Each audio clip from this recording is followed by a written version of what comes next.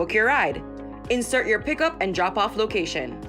Select E-Ride, choose the number of occupants, and pick your preferred payment method. Confirm your ride and track your E-Ride in real time as it makes its way to you. It's fast, eco-friendly, and designed for your comfort. So don't wait. Download Midriver today and let's drive Belize City towards a brighter, greener future, one E-Ride at a time. Your Belize City Council, always about the people. Every project starts with the right tools.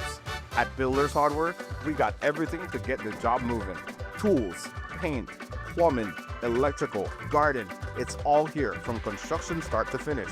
We're also offering a different kind of power tool. Order anytime, anywhere. Pick up in store or get it delivered to your home. Go to shopbuildersbz.com today and save money with our exclusive online deals. Builders Hardware, making it easier.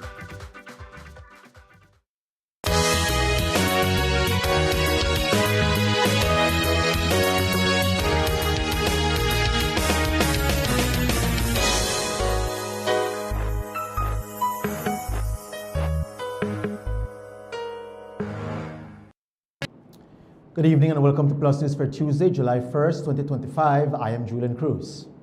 Reports coming out of the Belize National Teachers Union suggest that the majority of their membership has accepted the government of Belize's latest salary adjustment proposal. This acceptance comes after 7 weeks of intense negotiating between the joint union's negotiating team and the government of Belize. Teachers have been asking for an 8.5% salary increase plus the unfreezing of their increments. GOB's initial offer was rejected, which was followed by immediate demonstrations by teachers across the country. The membership of the Public Service Union followed suit, marching through the streets of Belmopan to hand-deliver their notice of intended strike action to the Ministry of Labor. Following the demonstrations, GOB made another proposal which would see a 4.5% salary adjustment this year and another 4% increase in the next 2 years. That offer was also rejected.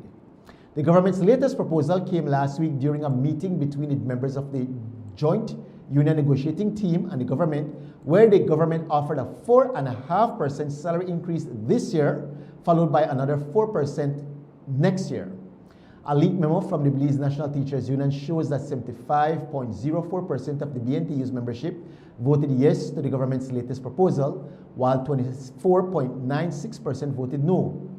In the leaked memo, the BNTU also asked its membership a second question, asking its membership if they were still dedicated to participating in industrial action through the BNTU and the NTUCB to push for systemic or constitutional changes related to income tax reform, a thorough job classification and compensation system, anti-corruption measures, and stronger accountability enforcement laws, to which 86.79% voted yes and 13.21% voted no. The memo ends by saying, and we quote, "Be advised that this is only the beginning. We fully recognize and appreciate that an even larger majority of our members have registered your willingness to continue your participation in our actions alongside the NTUCB to push for changes we wish to see in our systems of government." End quote. A case management hearing was held today in the rape case against attorney Orson O.G. Elrington, who was charged in March 2024 and released on $8,000 bail. The charges stem from allegations by two women who claimed they were sexually assaulted after being invited to Elrington's home for drinks. One of the women reported to police that she became unconscious and later woke up next to Elrington in a semi-nude state with no memory of what had occurred. During today's hearing, the defense raised objections to what they consider hearsay evidence and will submit those along with any other challenges to admissibility in writing by July 18. The prosecution will respond by August 5th. Elrington is not pursuing an alibi defense. Instead, he contends there was no contact with the virtual complainant, and if any contact is proven, it was consensual. 12 live witnesses may be called with final determinations to be made at the next case management hearing on September 19. At that time, additional disclosure will be addressed and Justice Nigel Pilgrim will rule on the evidentiary objections. Elrington's legal team includes his father, Hubert Elrington, along with attorneys Norman Rodriguez and Michelle Trapp. Former Attorney General Wilfred Elrington is also expected to join the defense. The prosecution is being led by Director of Public Prosecutions, Sherilyn Vidal. The Belize sugar industry is currently facing an unprecedented crisis. Last week, the Prime Minister announced that the sugar industry is facing an existential crisis due to climate change and the spread of fusarium. Today, the Belize Sugarcane Farmers Association, the Corozal Sugarcane Producers Association, and the Northern Sugarcane Growers Association, and the Sugarcane Association all chimed in on the situation via a joint press release. The stakeholders outlined 4 main issues: the frog hopper pest, the stem borer, climate change, and most alarmingly, the fusarium wilt fungus, which have put the industry in a vulnerable position.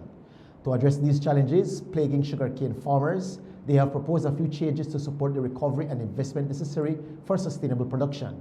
The proposed changes are: A, 1.5 times price increase on the local price for molasses, C and molasses B by 2 times the current export price, or alternatively, a flat $7.50 per liter levy on alcohol derived from molasses, with the proceeds remitted to the government and fully credited to the Cane Sustainability Fund. Another proposed change is that 65% of any price increase on plantation white and brown sugar should go to the fund, while the remaining percentage is distributed amongst commercial agreements. Lastly, the final proposition is an increase on the electricity tariff per kilowatt hour for energy sold to BEL to be increased by 0.055 cents, with the additional revenues credited directly to a designated green fund for critical infrastructure such as drainage systems. The NCCO launches cost of inaction study and national loss by damage framework. More on that when Plustv returns.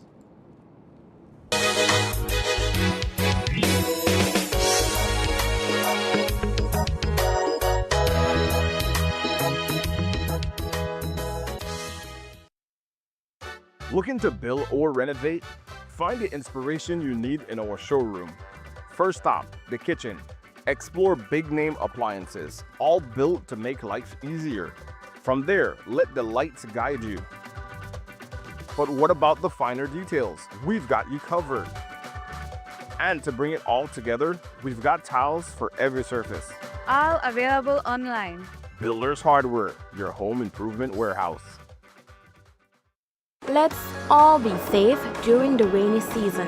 Belize Electricity Limited reminds you that heavy rains can cause flooding in your neighborhood and on roads. Avoid driving or walking in flooded areas, which can have hidden dangers such as debris and fallen power lines. Belize Electricity Limited cares about your safety. Please stay safe.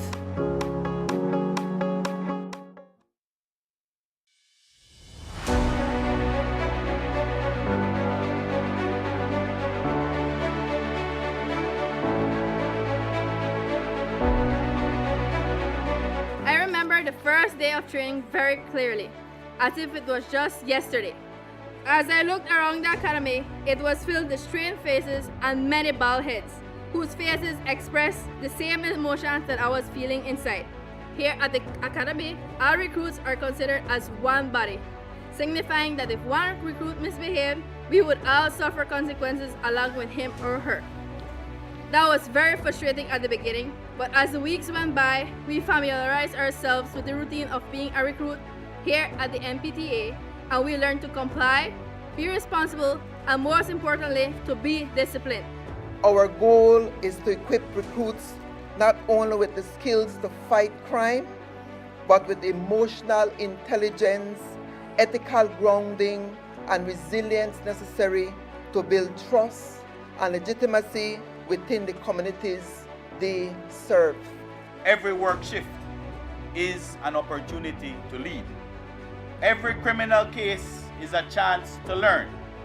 Every citizen you encounter, whether a youth, a senior, or your peer, it is a chance to serve.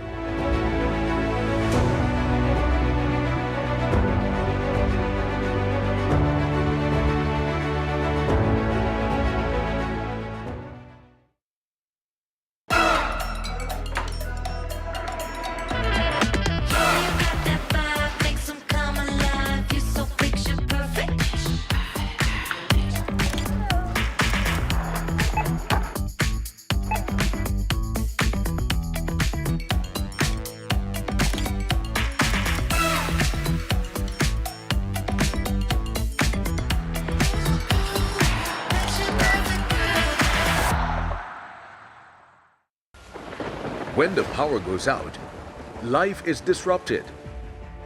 Be prepared and keep your home powered up with a generator from Benquip. We carry brands such as Honda, Kohler, and JCB. Schedule your installation, maintenance, and assessment to keep your generator ready and waiting to protect your family and home the next time the power fails. Stay in control of your power with a generator from Benquip. Equipment, parts, service.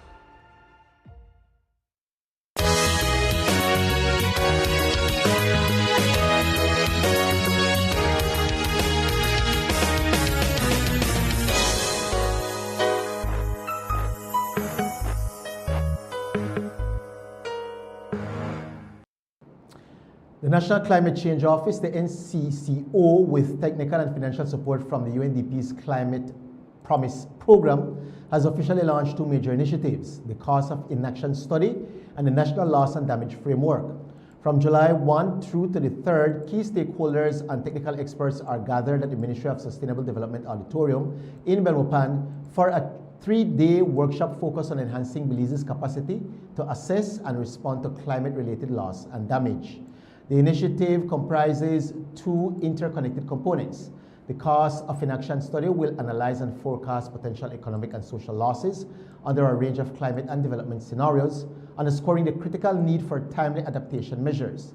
In parallel, the National Loss and Damage Framework will be co-developed with national institutions and sectoral ministries to establish systems for tracking, analyzing, and integrating both economic and non-economic climate impacts into national policy and planning.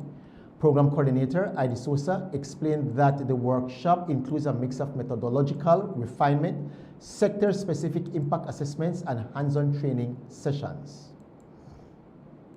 The session that we're having is for a loss and damage framework with a cost of inaction study. Basically, it's a working group session, so let me give you some information on that. Okay, everybody hears about the word losses and damages, especially after a hurricane or any tropical wave, or exactly what we're dealing with right now in the north with the flooding that's happening. So you're talking about losses and damages because of that type of event. But we also look at losses and damages when it comes to what we consider slow onset, for example, the beach erosion that's happening, and everybody knows that because of sea level rise, and of course there's additional reasons as to why that's occurring. So what we're doing, what the country is doing is leading actually within the Caribbean and also within Latin America, is that we're conducting and developing a framework. And now what is this framework about? This framework is going to be helping Belize to monitor it, to report it, and to track losses and damages based on climate change events, and specifically climate change events. So what that helps us to do is to be able to monetize it, to have data and information that track what is our expenditure, what is our losses, what is expenditure when it comes to our people on the ground, and how this impacts them when it comes to their everyday life and their everyday money. So we're trying to have this within the framework and continue monitoring it. When it comes to the cost of inaction, what the loss and damage framework is going to show is if we don't do any adaptation measures, if we don't adapt to climate change, if we don't move not only as a government but as Belizean people, then what would be the effects of this on us when it comes to our economically, when it comes to our structure socially, and how this impacts all of us, from the everyday man all the way to the people where they sit on the cabinet. So it's looking at how this affects everybody. These sessions also aim to close data gaps, identify institutional roles, and establish data protocols necessary for the framework's implementation. Sosa emphasized that once fully developed, the framework will enable Belize to better access financial mechanisms such as the National Loss and Damage Fund, should the need arise. All of the information that comes out of this helps us with modeling, helps us with data and projections over the next course of years. And so we're looking at information that has happened from our mommy and grandma time and what has happened in those days, because a lot of those things aren't recorded, or the data is not available on hand. And so to look at all of these events, seeing how this impacted us over time, what has been our losses, and then looking at how that is projected over the next couple of years, and what that information then does is when we do have those massive disasters or these slow onset events, it helps us to have a justification as to how we access these funding, like the loss and damage fund that has just started or got approved at the UNFCCC at the COPs. And so it looks at how do we access those, and this is the justification information that we need to be able to go to these donors and say, okay, you know what? Belize is a vulnerable country. This is what we have been going through. This is the showing how climate change has been impacting us. And these are the, this is what we need. And so this helps us to strengthen what those things are and create the framework to help strengthen us when we go out there looking for funding as well. The workshop is being conducted in collaboration with UNDP and includes participation from a wide cross-section of stakeholders, including representatives from the Belize City Council, BTB, BTIA, the Red Cross, local government bodies, and other non-governmental organizations. Earlier this week, the Belmopan City Council announced that applications are now open as they begin their quest for who will be crowned Miss Belmopan. This is a new pageant that is being spearheaded by the Belmopan City Council and Mayor Pablo Kawich. He spoke about how the idea to launch a new pageant for the capital came about. The idea came about from team. Obviously, we are always trying to find different approaches on how to interact with the community. Beauty pageants is one of the events that the community tends to like. As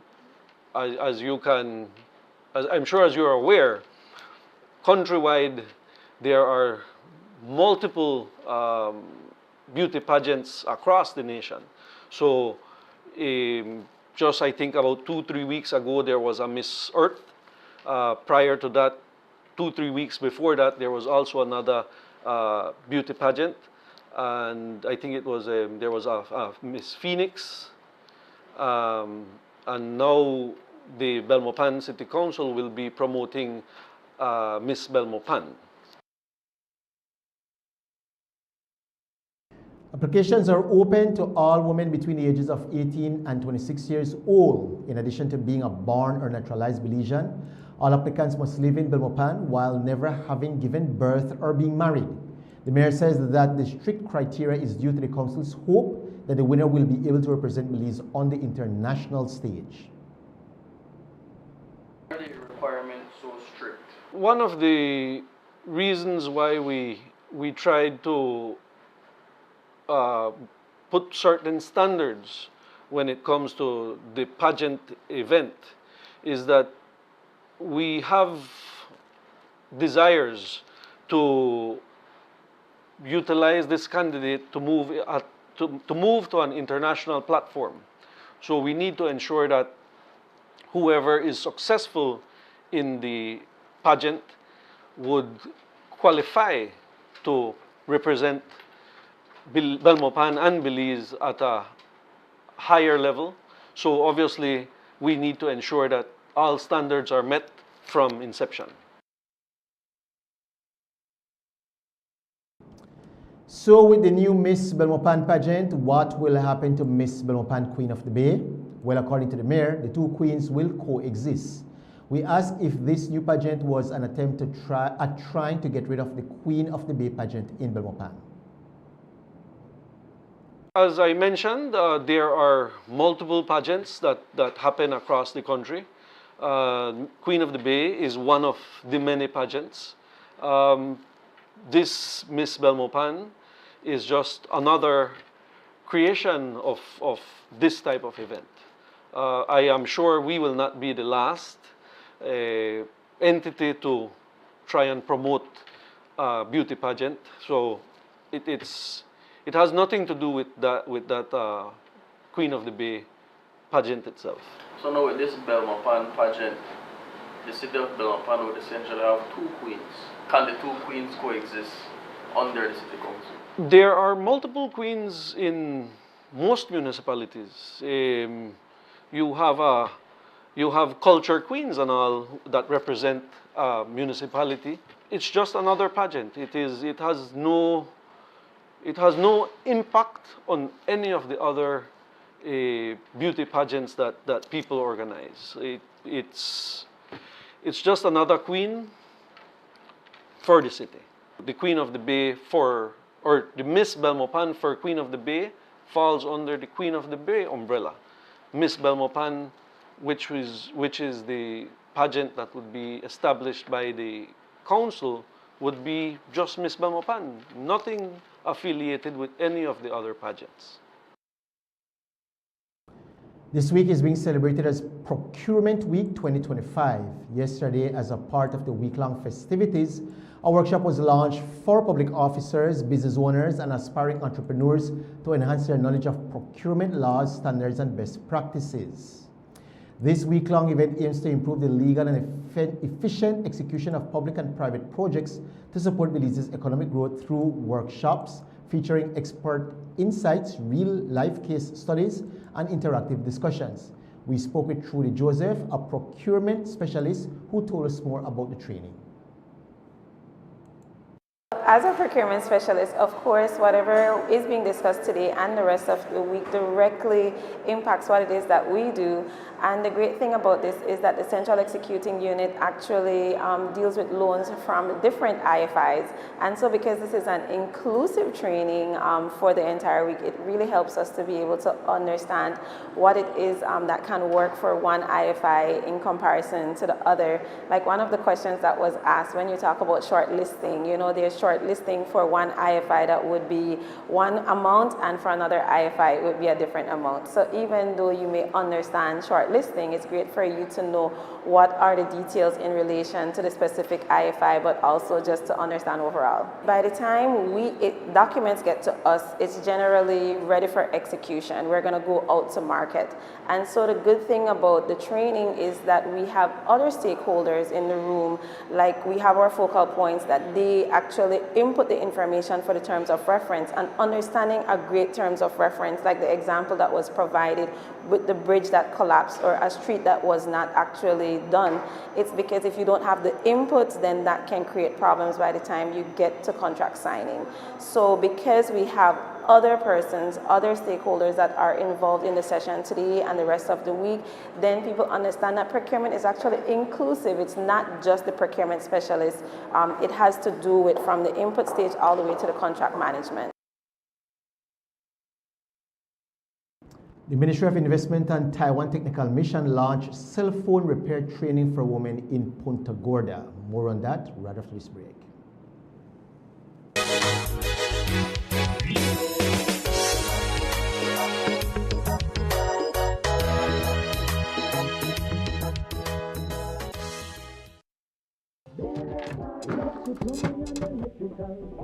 Manuel, el cajón se volvió a trabar. Creo que debemos ir a Builders Hardware otra vez. ¿Otra vez? ¿Por qué no solo pedirlo en línea? Ah, es cierto.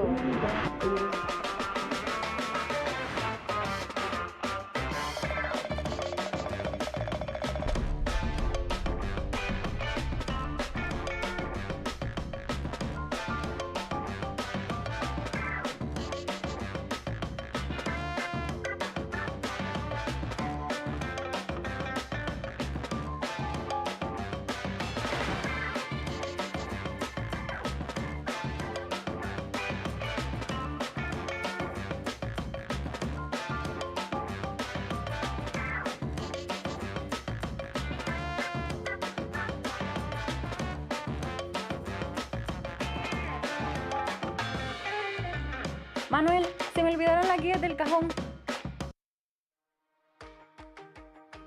In our world that's always changing, one thing stays the same. Our promise as Smart Belize to keep you connected. Connected to the moments, the people, and the future that matter most. With every new tower, our service upgrades, and every new smile, we're keeping our promise in building more than a network. We're building a future, a family as Smart Belize. From Punta Gorda to Corozal, we are here not just as a network, but as your partner in progress.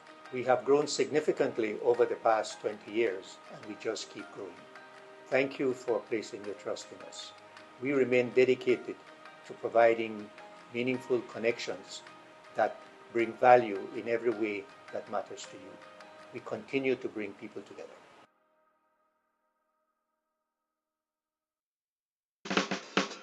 Give me the real milk, the #1 milk, Dano milk, then love Dano milk. You can whip it cream, but Dano milk it is real, yes, Dano milk, then love Dano milk. All over Cayo and in San Pedro, Dano milk, then love Dano milk. Dano milk in the morning, Dano milk in the evening, Dano milk. Give me Dano milk. Up north in Corozal, supermarket and them all. Dano milk, then love Dano milk. All over this land and in Belmopan, yes, Dano milk. Give me Dano milk. Say in Dangriga, down south in PG, Dano milk, then love Dano milk. You can hear this stuff, cause it's in Orange Walk, yeah, Dano milk. I love Dano milk. Dano milk powder, probably the best milk powder in the world. Dano. The hurricane season is here. Are you prepared? Get the essentials you need to stay safe this hurricane season, such as plywood, tarp and rope, first aid kit, rubber boots, raincoats and rain ponchos, generator, portable radio and batteries, flashlight and kerosene lanterns. Weather the storm with these products and more from Benny's. Quality and savings.